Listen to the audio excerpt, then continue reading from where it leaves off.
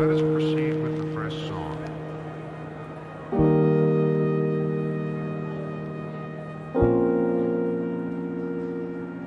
There's a constant theme of compassion throughout the Green Mile. There's a constant theme of compassion throughout the Green Mile.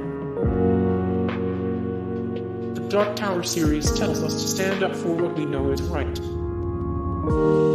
The Dark Tower series tells us to stand up for what we know is right.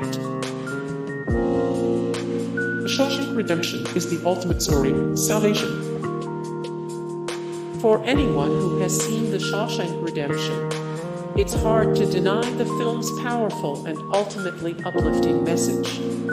That feeling is not lost in the book. The novella, titled Rita Hayworth and The Shawshank Redemption, still follows Andy Dufresne's experience in prison as he tries to live his life. The ending remained unchanged, with Ellie's Red Redding following Andy to Mexico to start a new life. Both of these characters manage to find redemption in the end, and there is a humanization of murderers generally thought of as inhuman. Even in prison, there is friendship, ingenuity, and hope. Pet Sematary was secretly a love letter to his favorite band.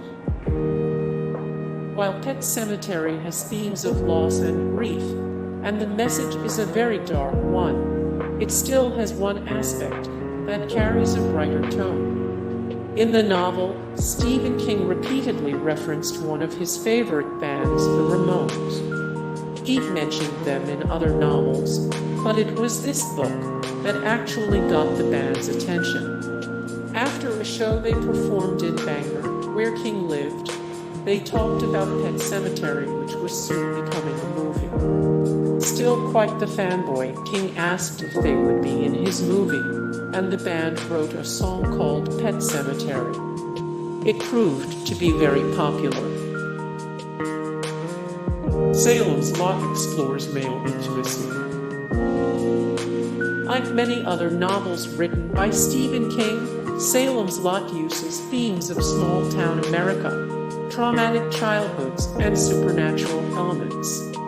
However, beneath the surface, there's more to it than that. When Mark Petrie's parents die at the hands of the vampire Barlow, he is left with no one until Ben Mears takes him under his wing. As the two flee from the vampire-infested town, an unusual bond develops between them. Although Mark has been traumatized by what happened, he trusts Ben and clings to him for safety and support. Ben has also experienced tragedy in his life, with the loss of his wife. They need each other, and it's okay, even healthy, that they care for each other as they do. Groups of ordinary people can overcome anything, according to The Stand. The Stand may not be the most popular Stephen King book, but its message still rings loud and clear for those who tackle the monstrous novel. In the story, a disease wipes out a huge number of people, spreading everywhere with surprising quickness.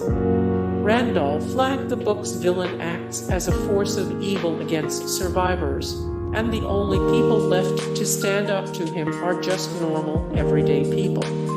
No nobility, no magical beings, just the average Joe. When Flagg tries to use magic, he fails, ushering in his own demise. In the end, it is not magic that has power or lasting ability, but the human spirit ever persevering. The reader is left to find out if mankind can continue to learn and grow, and not make the same mistakes again. He loves to make fun of himself and his writing. Many authors take themselves very seriously, leading to this belief that writing success usually results in being a stick in the mud, or that fame will go to your head. Stephen King does the opposite of that. When he appeared on Stephen Colbert's show, he was happy to parody a scene from The Shining. His own house has gargoyles, rusty spiked gates, and he claims it is haunted. Before the release of the 2017 adaptation he even floated a balloon in his window. King isn't afraid to show aspiring writers that even if you make it big, you don't have to take yourself too seriously. His memoir is meant to help other writers, rather than just talking about himself. When someone writes a memoir, it tends to be a review of their life and how they managed to climb to the top. Stephen King, however, did things differently. He simply titled his book on writing. It's filled with advice, tips, and tricks about writing, and is specifically targeted to aspiring authors looking to hone their craft. He's honest about his own struggles, but also talks about his triumphs, and how others can seek to follow in those footsteps. He is encouraging, sometimes strict, and blunt about what writers need to do in order to improve. Rather than taking a novel to toot his own horn, King took the time to offer words of wisdom for others. Many of his books show that being disabled doesn't mean you can't be the hero. Stephen King isn't afraid to cast people with disabilities as heroes or vital players in a story's conclusion. In The Langoliers, a blind girl gifted with telepathy is able to say when a person wishes ill will and helps the characters get back to the regular world. In it, one of the leaders of the group has a stuttering problem. Several other King characters have cognitive disabilities or mental illnesses, like Tom Cullen in The Stand or Duddits in Dreamcatcher. And yet, they do what is right. They persevere, they are loyal friends, and they often end up playing the hero.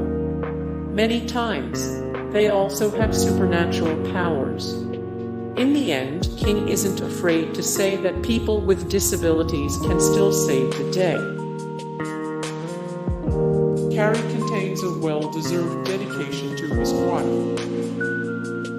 While Carrie had a lot of discussions on bullying, the cruelness of teens, and loss of innocence, it contains a line that speaks to its inspiration. That line is the dedication. Carrie was Stephen King's first hit novel, but it was almost over before it started. King wrote 3 pages of the story and threw them away, frustrated that he couldn't write women. His wife, Tabby, saw the pages in the trash and read them, then insisted he had to keep writing.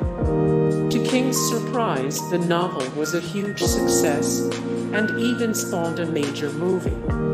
In the novel, the dedication line still reads, "This is for Tabby, who got me into it and then bailed me out of it." Misery is actually about overcoming addiction. The novel Misery is a horrifying tale of an author held captive, but it's not just about an obsessive fan torturing a man she worships. Instead, it's a metaphor for what Stephen King himself went through in his struggles against addiction. During much of his writing career, King abused drugs and alcohol. One of his biggest vices was cocaine, which is represented in Misery by Annie Wilkes. She confines the author, forces him to do things he doesn't want to do, and destroys his body, just as cocaine would do to an addict.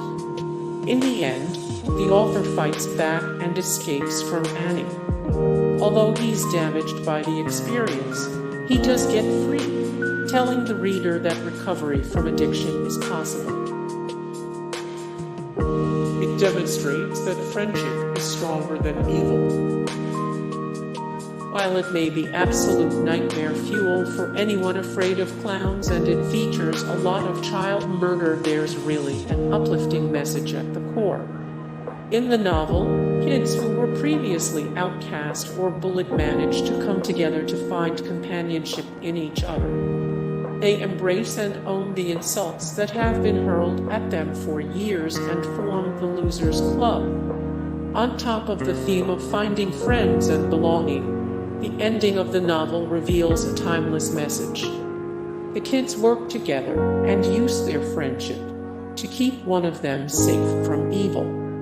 Through the group's willingness for self-sacrifice, they stop the evil force that has existed for centuries, preying on the innocent. Proceed with the press Although song. it's a gory path to walk, and the trauma may linger, good eventually does triumph in the end and life goes on. Hey guys, thank you so much for the support and likes and comments down below, and also thank you so much for watching, and I look forward to see you in the next video. Then take care, bye.